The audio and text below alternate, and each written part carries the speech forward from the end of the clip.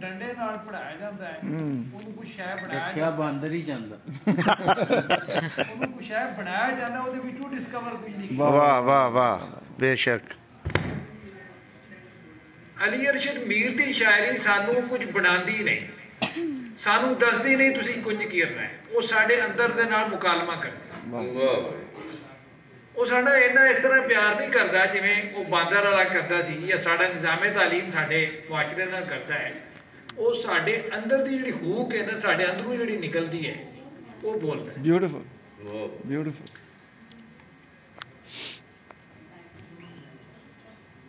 ਤੁਸੀਂ ਇਹ ਵੇਖੋ, ਮੈਂ ਇੱਥੇ ਫਿਰ ਪੰਜਾਬ ਦੀ ਗੱਲ ਕਰਾਂਗਾ ਕਿ ਪਿਛਲੇ ਦਿਨਾਂ ਰਾਹੁਲ ਗਾਂਧੀ ਨੇ ਤਕਰੀਰ ਕੀਤੀ ਸੀ ਤੇ ਉਹ ਬੜੀ ਵਾਇਰਲ ਹੋਈ ਸੀ ਕਿ ਮਰਕਜ਼ ਨਹੀਂ ਦੱਸੇਗਾ ਤਾਮਿਲਨਾਡੂ ਵਾਲਿਆਂ ਨੂੰ ਕਿ ਤੁਸੀਂ ਕੀ ਕਰਨਾ ਹੈ, ਉਸ ਤੋਂ ਪੁੱਛੇਗਾ ਕਿ ਕਿਵੇਂ ਹੁਕੂਮਤ ਕੀਤੀ ਜਾਵੇ। ਔਰ ਇਹੀ ਇੰਡੀਆ ਦੀ 3-4 ਹਜ਼ਾਰ ਸਾਲ ਦੀ ਤਾਰੀਖ ਹੈ। ਇੱਕ ਪੰਜਾਬੀ ਨੇ ਇੰਡੀਅਨ ਯੂਨੀਅਨ ਦਾ, ਜਦੋਂ ਕਿ 2024 ਦੇ ਮੈਂ ਬਿਲਕੁਲ ਕਿਨਾਰੇ ਤੇ ਬੈਠਾ, 100 ਸਾਲ ਹੋਣ ਵਾਲਾ ਹੈ। 1924 ਚ ਇੱਕ ਇਸਤੰਬੁਲ ਤੋਂ ਇੱਕ ਮੈਨੀਫੈਸਟੋ ਆਇਆ ਸੀ ਸਰੋਰਾਜੀਆ ਪਾਰਟੀ ਦਾ, ਉਹਦੇ ਵਿੱਚ ਇੰਡੀਅਨ ਯੂਨੀਅਨ ਦਾ ਕਨਸੈਪਟ ਹੈ। ਉਹਦੇ ਚ ਇੱਕ ਜ਼ਬਾਨ ਬੋਲਣ ਵਾਲੇ ਦੇ ਇਲਾਕੇ ਨੂੰ ਇੱਕ ਸਟੇਟ ਮੰਨਿਆ ਗਿਆ ਸੀ, ਔਰ ਉਹ ਕਨਸੈਪਟ ਦੇਣ ਵਾਲੇ ਦਾ ਨੁਕਤਾ ਨਜ਼ਰ ਇਹ ਸੀ ਕਿ ਇੱਕ ਜ਼ਬਾਨ ਬੋਲਣ ਵਾਲੇ ਦੇ ਇਲਾਕੇ ਨੂੰ ਸੂਬਾ ਕਹਿਣਾ ਉਹਨਾਂ ਦੀ ਇਨਸਲਟ ਹੈ, ਉਹਨਾਂ ਨੂੰ ਸਟੇਟ ਕਿਹਾ ਜਾਵੇ। ਔਰ ਇੰਡੀਅਨ ਯੂਨੀਅਨ ਦਾ ਕਨਸੈਪਟ ਉਸ ਬੰਦੇ ਦਿੱਤਾ ਸੀ, ਇਸਤੰਬੁਲ ਤੋਂ ਉਹ ਆਇਆ ਸੀ ਮੈਨੀਫੈਸਟੋ ਛਪ ਕੇ। ਉਹਦੇ ਦੇ 2 ਬੰਦਿਆਂ ਦੇ ਸਾਈਨ ਸਨ, ਇੱਕ ਮੌਲਾਨਾ ਉਬੈਦੁੱਲਾ ਸਿੰਧੀ, ਇੱਕ ਉਹਨਾਂ ਦੇ ਸ਼ਾਗਿਰਦ ਜ਼ਫਰ ਹਸਨ ਐਬਕ ਨੇ। ਔਰ ਦਿਲਚਸਪ ਗੱਲ ਹੈ ਕਿ ਜ਼ਫਰ ਹਸਨ ਐਬਕ ਨੇ ਉਹਦੀ ਇੱਕ ਕਾਪੀ ਮੈਨੂੰ ਭੇਜੀ ਸੀ। ਮੇਰੀ ਖੁਸ਼ ਨਸੀਬੀ ਹੈ 100 ਸਾਲ ਪਹਿਲੇ ਇੱਕ ਪੰਜਾਬੀ ਨੇ ਇਹ ਕਨਸੈਪਟ ਦਿੱਤਾ ਸੀ। ਪੰਜਾਬੀ ਬੜੇ ਕ੍ਰੀਏਟਿਵ ਨੇ। ਹੁਣੀ ਅਖਤਰ ਖਾਨ ਇੱਕ ਗੱਲ ਕਰ ਰਹੇ ਸੀ ਕਿ ਇੱਥੇ ਲੈਜੈਂਡ ਪੈਦਾ ਹੋਏ। ਪੰਜਾਬ ਏਡਾ ਸ਼ਾਇਰ ਪੈਦਾ ਹੋਇਆ ਹੈ ਕਿ ਆਲਮੀ ਸਤਹ ਤੇ ਗੱਲ ਹੋ ਸਕਦੀ।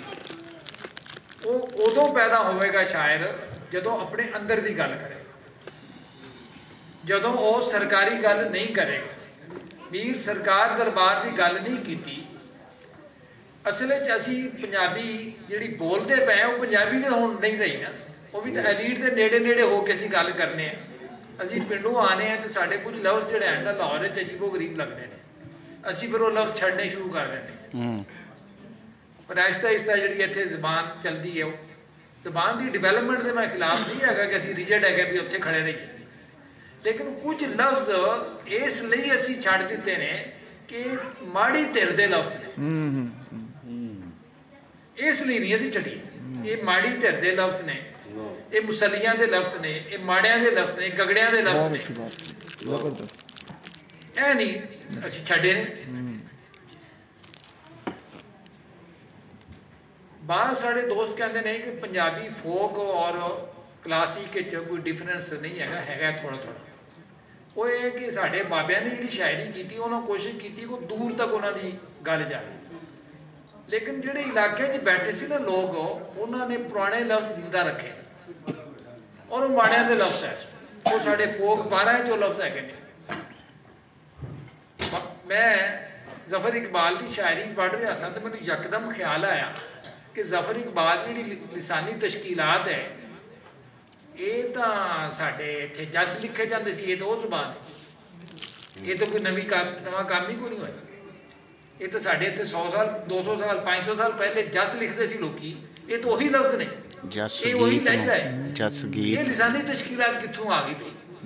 ਉਹ ਗੱਲ ਇਹ ਹੈ ਕਿ ਉਹ ਲੋਕ ਵਰਗ ਘੱਟ ਵਰਤਦੇ ਸਨ, ਨਾ ਉਹਨੂੰ ਬਹੁਤੇ ਵਰਤਦੇ ਸਨ। ਔਰ ਕੁਝ ਲਫ਼ਜ਼ ਇਹ ਜਿਹੜੇ ਇੱਥੇ ਸ਼ਹਿਰਾਂ ਦੇ ਵਿੱਚ ਨਹੀਂ ਚੱਲਦੇ, ਮਾੜੇ ਲਿਸੇ ਲੋਕ ਬੋਲਦੇ ਸੀ, ਉਹਨਾਂ ਨੂੰ ਹਾਲੇ ਵੀ ਉਹ ਲਫ਼ਜ਼ ਆਉਂਦੇ ਨੇ ਔਰ ਉਹਦੇ ਨਾਲ ਲਿਵ ਕਰਦੇ ਨੇ। ਉਹ ਇੰਨੇ ਜਾਨਦਾਰ ਸਨ ਕਿ ਉਹਨਾਂ ਜ਼ਫਰ ਇਕਬਾਲ ਨੂੰ ਇੰਸਪਾਇਰ ਕੀਤਾ ਤੇ ਜ਼ਫਰ ਇਕਬਾਲ ਉਹ ਲਫ਼ਜ਼ਾਂ ਨੂੰ ਲੈ ਕੇ ਆ ਗਿਆ ਔਰ ਉਸ ਲਹਿਜੇ 'ਚ ਸ਼ਾਇਰੀ ਕੀਤੀ, ਉਹਨੂੰ ਲਿਸਾਨੀ ਤਸ਼ਕੀਲਾਤ ਕਹਿੰਦੇ। ਮੀਰ ਅਲੀ ਅਰਸ਼ਦ ਮੀਰ ਦੇ ਕੋਲ ਕਿਸੇ ਦਾਅਵੇ ਤੋਂ ਬਗੈਰ ਉਹੀ ਲਹਿਜਾ ਮੌਜੂਦ। जफर इकबाल को लिसानी तश्कीलात जी चीज़ बनती है वो अली अरशद मीर बगैर लिसानी तश्कीलात के दावे तो उंज नहीं शायरी की। माड़ी धिर के लोगों के लफ्ज जिहड़े गुमे हुए सन मीर उन्होंने नाल टेप करता सी। उन्हें जाली तरीके नाल उन्होंने एक कथा की वार पढ़ लो कोई होर पढ़ लो नज़म। अली अरशद मीर साडे पंजाब धरती के उत्ते जिहड़ी डी कॉलोनाइजेशन हुई अंग्रेज़ां कीती है उस तो पहले असीं हैगे सन कुछ या नहीं हैगे सन हुण हुण साडी इस्लामिक कॉलोनाइजेशन होंदी रही है पिछले 75 साल। पहले अंग्रेज़ों ने साड़ी खाली कॉलोनाइजेशन की फिर साड़ी इस्लामिक कॉलोनाइजेशन हुई। असी उस तो पहले कुछ जो कुछ है सन मीर ने उन्होंने दरियाफ्त किया अपनी शायरी जेडे असी कॉलोनाइजेशन तो पहले से या इस्लामी कॉलोनाइजेशन तो पहले से वो है। तो जे असी डी कॉलोनाइजेशन करना है अपने आप को डी कॉलोनाइज करना है अपने आप को असी आज़ादी दे लिबरलाइज करना है अपने आप को तो सानू उतों सफ़र शुरू करना पवेगा जिथे मीर ने अपना शायरी का एक दरियाफ्त एक डिस्कवरी दी है उतों सानू अपना सफ़र शुरू करना। बहुत क्या क्या बहुत क्या वाह वाह असी कॉलोनाइज्ड हो गए कि जी असी मुसलमान है कि भी 75 साल या 200 साल पहले भी तो असी मुसलमान ही थे। मेरा परदादा भी मुसलमान ही सी उसका प्यो भी मुसलमान सी। ये 75 साल पहले असी कदों नवे समय मुसलमान होए।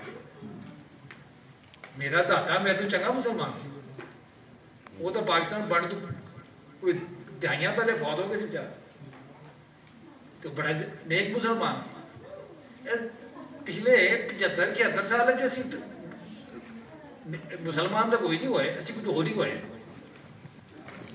तो वो जिहड़े दुख है धरती में लाए गए हैं इस धरती के उत्ते जिहड़े जबर और करब के एक सिलसिले ने और जिथे जबर बहुता होया है जिथे जख्म बहुते आए ना वो जख्म कुरेद कुरेद के मीर उन्हां जख्मां दा दर्द बयान उन्हां जख्मां दा दुख सुनाया। गुआची हुई कथा की वार नज़म पढ़ लो तुहानू मीर का शेरी मैनीफेस्टो सामने आ गया। वो शेरी मैनीफेस्टो कले मीर का नहीं सी इस पंजाब का। बहुत शुक्रिया। बहुत ज़बरदस्त बहुत ज़बरदस्त।